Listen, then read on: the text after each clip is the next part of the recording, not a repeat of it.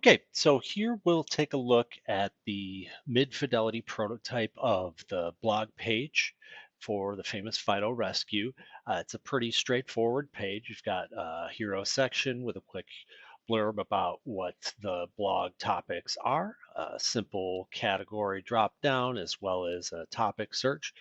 And then we've got the most recent blog post right here with a brief excerpt, which is probably just going to be the first few sentences of that entry and a call to action to read further. We'll have the previous two blog posts on the side, and then we can have the full list of blog posts along with pagination that will allow us to keep the amount of entries per page low, so load time should be effective.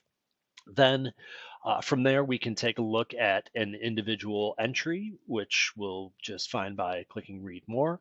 For consistency, we'll just keep the same hero image, same header, all of that. And we'll see the blog post, which is just the same image, same title, date, and category, and text however long it needs to be. I think a nice feature would also be related stories that follow the same category and can keep the reader going down the rabbit hole and following more of the topic they're most interested in. Or if they don't have time, they can at least see that there are some stories that might be worth coming back to the page, which is another user behavior we want to encourage. So that is the blog section, short and sweet, for the mid-fidelity desktop prototype. Now here we have got the mobile version of the mid-fidelity blog page prototype. We can see that the hero image is the same and with the basic passage of text taken out, because again, we don't really need to clutter the page too much when we don't have that much space to work with. We've got our categories drop down as well as our search option right there at the top middle. And then we're following a basic one column format with the most recent blog post again at the very top, followed by recent articles that can be a same category or just related.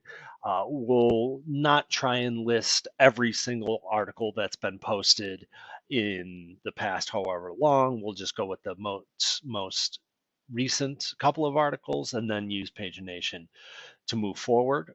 So that'll be the landing page for the blog, and then individual blog entries will follow pretty much the same format, just with the image that is put in from the back end, along with title, date, category, and the passage.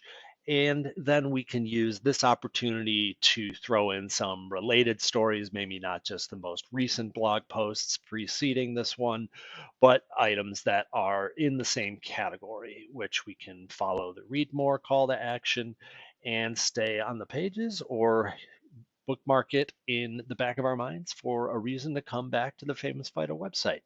So that is the mid-fidelity version of the blog page for the mobile prototype. And we'll look now at the current live version of the blog page. It's going right now on the Famous Fido website. As you can see, some of the hero is pretty much the same prototype design, not much need to reinvent the wheel there. The rest of the blog page, the layout is pretty set for us by a blog template that WordPress likes to use in the Avada Builder. So we've got most of our work done for us and most of the important things we wanted, like categories, the date of the post, and even an author, as well as topic and date in a nice stylized format, are all available here. We can see that we've got them ordered in date hierarchy.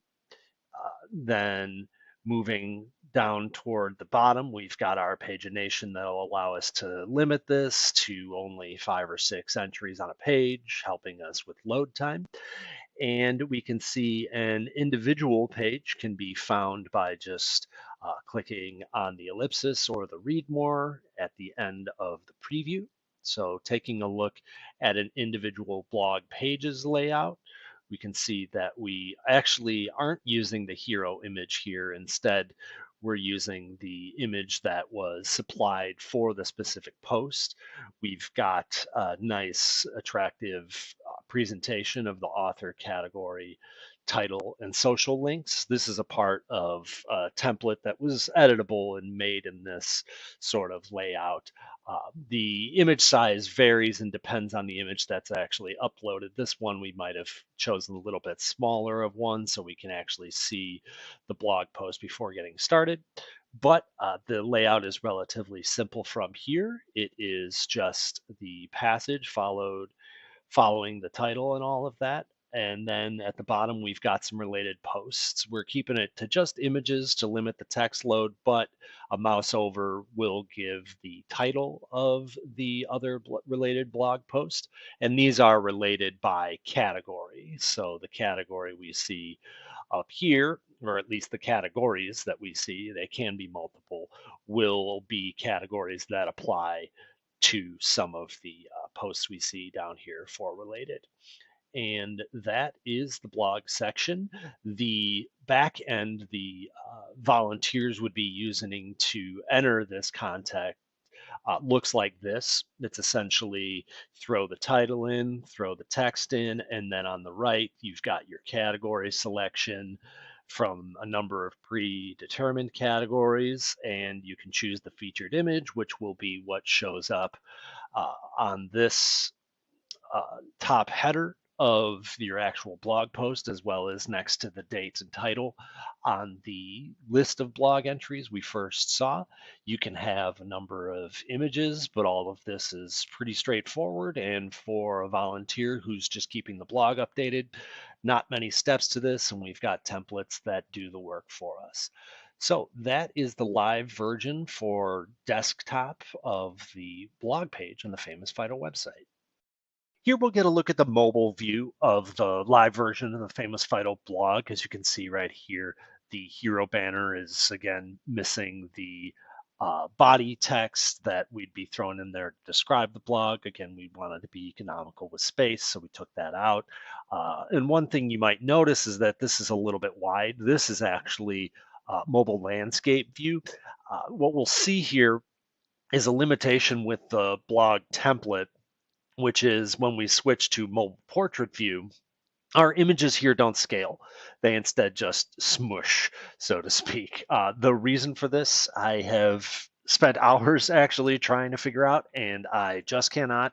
So that will be something we're just living with for the time being. As far as the rest of the layout, we've got a pretty standard single column layout. Just like any of our other pages, we're keeping things simple, not trying to grid things out or anything like that, just keeping one post entry after the other. And of course, at the bottom, we've got the pagination, so we're never showing more than 6 posts at once. Individual posts look like this. As you can see, our images don't have to worry about scaling issues now because we've organized this in a simple column layout with the author, category, title, social links, and back to the actual blog.